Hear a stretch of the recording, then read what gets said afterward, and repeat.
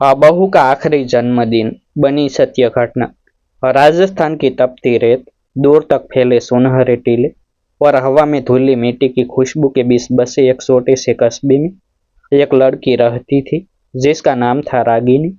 और रागिनी का चेहरा हमेशा मुस्कान से भरा रहता था, जैसे जिंदगी ने उसे हर पल खुश रहने का वरदान दिया हो। बचपन से ही वह बेहद जिंदा दिल स्वभाव की थी।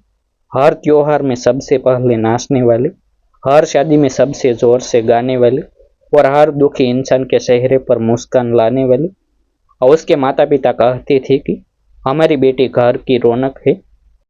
और जिस दिन यह शुभ हो जाए उस दिन समझो घर की दीवारें भी उदास हो जाएंगी। समय बीतता गया और रागिनी बड़ी हो गई और उसकी सुंदरता जितनी सादगी भरी थी उतना ही उसका दिल साफ था।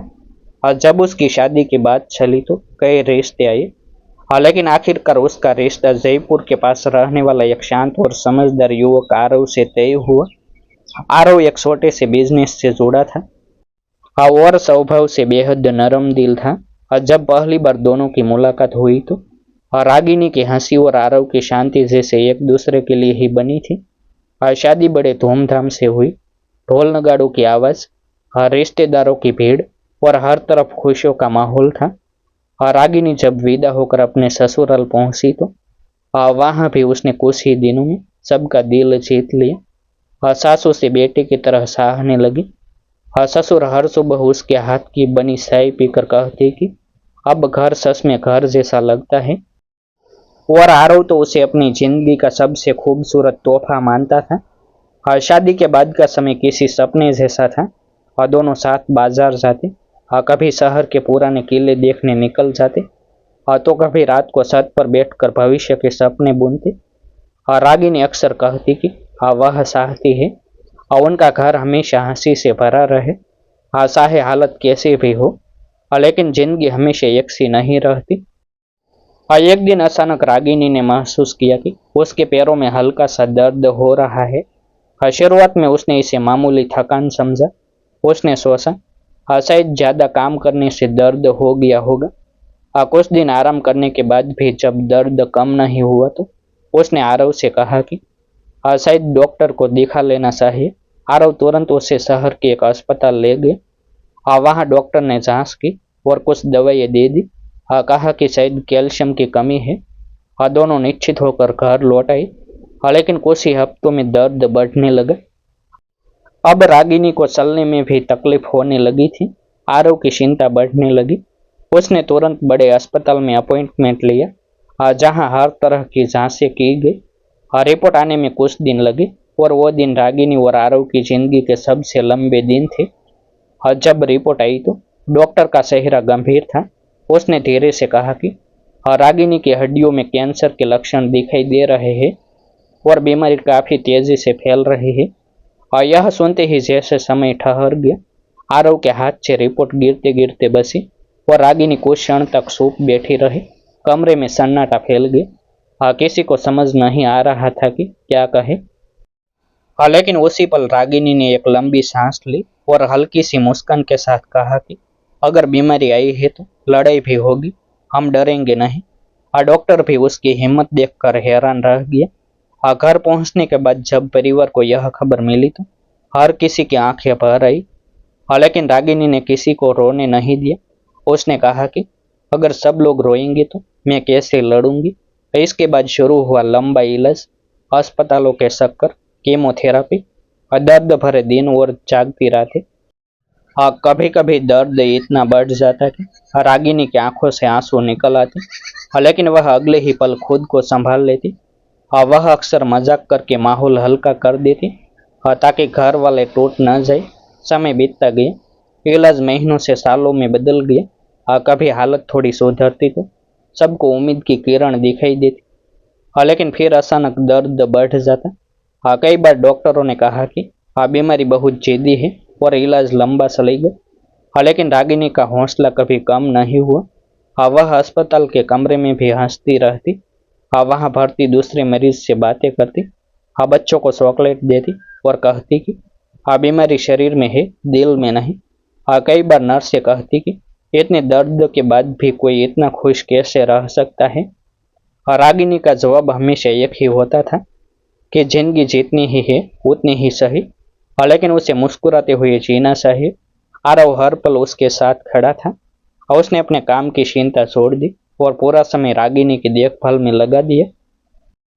और रात को जब अस्पताल के कमरे में सन्नाटा होता तो वह चुपचाप खिड़की के पास खड़ा होकर आसमान को देखता और मन ही मन दुआ करता कि किसी तरह उसकी पत्नी ठीक हो जाए। कई बार वह टूट जाता, लेकिन रागिनी उसे देखकर कहती कि अगर तुम हार गए तो मेरी ताकत कौन बनेगा। उसके ये शब्द आरो को फिर संभाल लेते। धीरे धीरे बीमारी बढ़ती गई। अब रागिनी को ज्यादा समय अस्पताल में रहना पड़ता था। सल्ला लगभग बंद हो चुका था और दर्द पहले से ज्यादा बढ़ गया था। डॉक्टरों ने एक दिन आरव को अलग बुलाकर बताया कि बीमारी अब अंतिम अवस्था में पहुंच रही है और अब चमत्कार ही उसे बचा सकते हैं। यह सुनकर आरव के पैरों तले जमीन खिसक गई। लेकिन जब वह कमरे में लौटा तो रागिनी ने उसके चेहरे को देखकर सब समझ लिया। उसने धीरे से कहा कि जिंदगी का हर सफर एक दिन खत्म होता है। बस फर्क इतना है कि किसी का रास्ता लंबा होता है और किसी का छोटा। लेकिन उसने वादा लिया कि आखिरी पल तक कोई भी रोएगा नहीं। कुछ ही समय बाद रागिनी की हालत इतनी बिगड़ गई कि उसे आईसीयू में भर्ती करना पड़ा। मशीनों की आवाज़, डॉक्टरों की भागदौड़ और हर पल बढ़ती चिंता के बीच परिवार के लोग अस्पताल के बाहर बैठे रहते। लेकिन इसी बीच एक दिन ऐसा आया जो सबके दिल में हमेशा के लिए बस गया। वह दिन रागिनी का जन्मदिन था। आईसीयू में भर्ती होने के बावजूद उसने नर्स से कहा कि उसे एक छोटा सा केक चाहिए। पहले तो सबको लगा कि शायद वह मजाक कर रही है, लेकिन उसकी जिद देखकर आरव ने अस्पताल के पास की दुकान से एक छोटा सा केक मंगवा लिया। जब केक आईसीयू में आया तो वहां मौजूद डॉक्टर और नर्स भी कुछ देर के लिए ठहर गई। रागिनी ने बहुत मुश्किल से बैठने की कोशिश की। चेहरे पर वही पुरानी मुस्कान थी। उसने धीरे धीरे मोमबत्ती बुझाई और कहा कि यह शायद मेरा सबसे खास दिन है, क्योंकि आज मुझे जिंदगी की असली कीमत समझ में आ रही है। उसने केक का छोटा सा टुकड़ा खुद खाया, फिर नर्सों और डॉक्टरों को खिलाई और आखिरी में आरव को देते हुए कहा कि अगर मैं नहीं रहूं तो भी जिंदगी से नाराज मत होना। यह कहते समय उसकी आंखों में आंसू नहीं थे, बल्कि अजीब सी शांति थी। उस पल वहां मौजूद हर इंसान की आंखें भर रही। लेकिन रागिनी हंस रही थी, जैसे उसने जिंदगी को पूरी तरह से जी लिया हो। आईसीयू के उस कमरे में जन्मदिन की छोटी सी खुशियों के बाद जैसा समय थोड़ी देर के लिए ठहर गया था। मशीनों की धीमी आवाजें और डॉक्टरों की हल्की फुसफुसाहट और बाहर बैठे परिवार वालों की बेचैन नजरें सब कुछ उस पल को और भी भारी बना रहे थे। लेकिन उस माहौल के बीच रागिनी का चेहरा अब भी शांत था। उसने केक खिलाने के बाद आरव का हाथ कसकर पकड़ लिया। उसकी उंगलियां कमजोर जरूर हो चुकी थी, लेकिन उनमें अब भी वही अपनापन था और जो शादी के पहले दिन था। आरव की आंखें लगातार भर रही थी, पर उसने रागिनी से किया वादा याद रखा और खुद को संभालने की कोशिश करता रहा। और रागिनी ने धीरे धीरे बोलना शुरू किया। उसकी आवाज कमजोर थी, लेकिन हर शब्द दिल को छू जाने वाला था। और उसने कहा कि जिंदगी ने उसे जितना समय दिया वह उसके लिए बहुत कीमती रहा।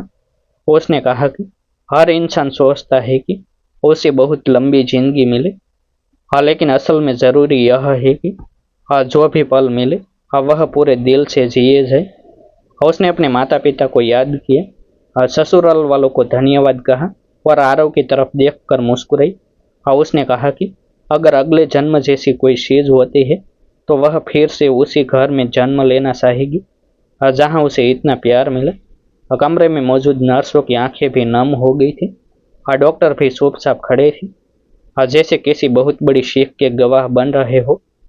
रागिनी ने फिर हल्के से मजाक किया और बोली कि सब लोग ऐसे क्यों देख रहे हैं, जैसे कोई बहुत दुख की बात हो रही हो। उसने कहा कि आज उसका जन्मदिन है और जन्मदिन पर तो लोग खुश होते हैं। उसकी यह बात सुनकर कुछ पल के लिए सबके चेहरे पर हल्की मुस्कान आ गई, लेकिन उस मुस्कान के पीछे छुपा दर्द कोई नहीं छिपा पा रहा था। हाँ, धीरे धीरे रात गहराने लगी। अस्पताल की खिड़की के बाहर सन्नाटा था और अंदर रागिनी की सांसें अब पहले से ज्यादा धीमी हो गई थी।